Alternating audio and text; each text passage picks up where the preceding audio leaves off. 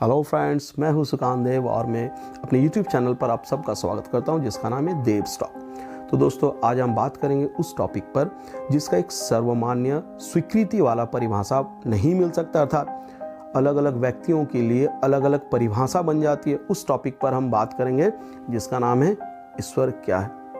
ईश्वर क्या है, इसका परिभाषा सटीक नहीं मिल सकती दोस्तों, क्योंकि यदि धर्म बदलता है तो ईश्वर का परिभाषा बदल जाता है, और यदि मनुष्य की प्रकृति बदलती है, यदि मनुष्य आस्तिक से नास्तिक हो जाता है तो ईश्वर का अस्तित्व ही, ईश्वर का परिभाषा ही समाप्त हो जाता है। तो ईश्वर क्या है, इस पर मैं अपने दृष्टिकोण को रखूंगा। मैं अपना दृष्टिकोण को इस वीडियो में बतलाऊंगा कि ईश्वर के प्रति मेरा क्या परिभाषा है, ईश्वर के बारे में क्या सोचता हूं।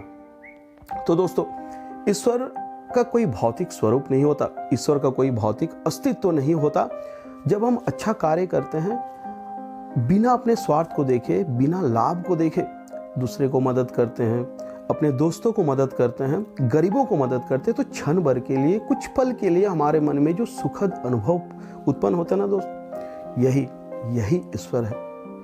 और इस तरह का अनुभव को हम प्राप्त नहीं कर सकते बिना अच्छा कार्य करके। आप चाहे जितने भी पूजा कर ले, वास्तविक जीवन में हम जो पूजा करते हैं तो उससे हमारे मन में क्षण भर के लिए पवित्रता आती है, एक सच्चाई आती है, लेकिन आप उस सुखद अनुभव को कभी प्राप्त नहीं कर सकते जो एक अच्छे कार्य के द्वारा आप करते हैं। तो ये जो अच्छे कार्य है ना, ये अच्छे कार्य ही ईश्वर है।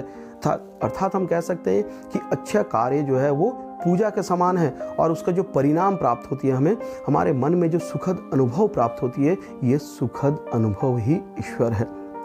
दोस्तों, अलग अलग धर्म में ईश्वर की अलग अलग परिभाषा दी गई है, पूजा का अलग अलग पद्धति बताई गई है।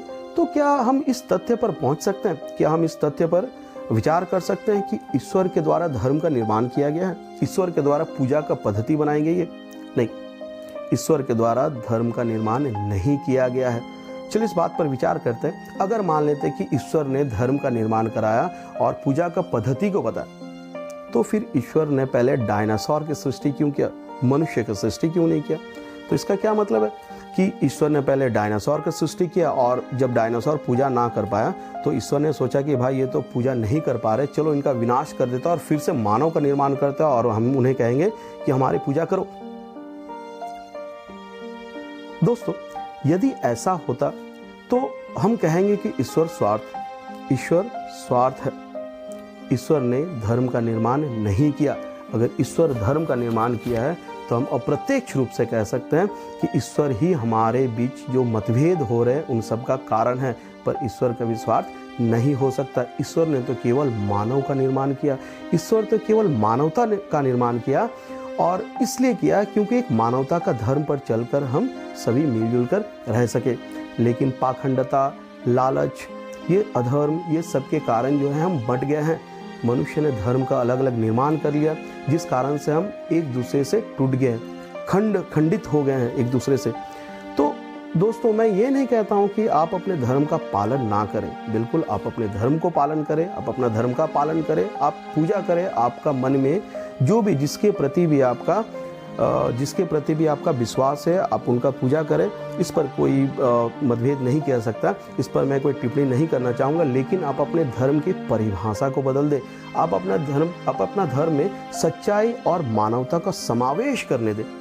अगर आप सच्चाई और मानवता का समावेश करने देंगे ना दोस्तों, तो आपका पूजा है वो सफल हो जाएगा, और आपका मन में भी उसी तरह का सुखद अनुभव प्राप्त होगा जो वास्तव में आपको ईश्वर की अस्तित्व को दिखाएगा।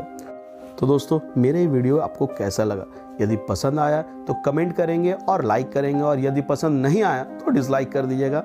और मेरे चैनल को प्लीज़ आप सब्सक्राइब कर लेंगे, क्योंकि ये मेरा नया चैनल है। और बेल आइकन को भी दबा देंगे, जो रेड कलर का बेल आइकन दिख रहा है उसे भी दबा देंगे, जिससे कि मेरा जो भी नया वीडियो रिलीज़ होगा वो आप तक सबसे पहले पहुँचेगा। दूसरे वीडियो तक के लिए गुड बाय।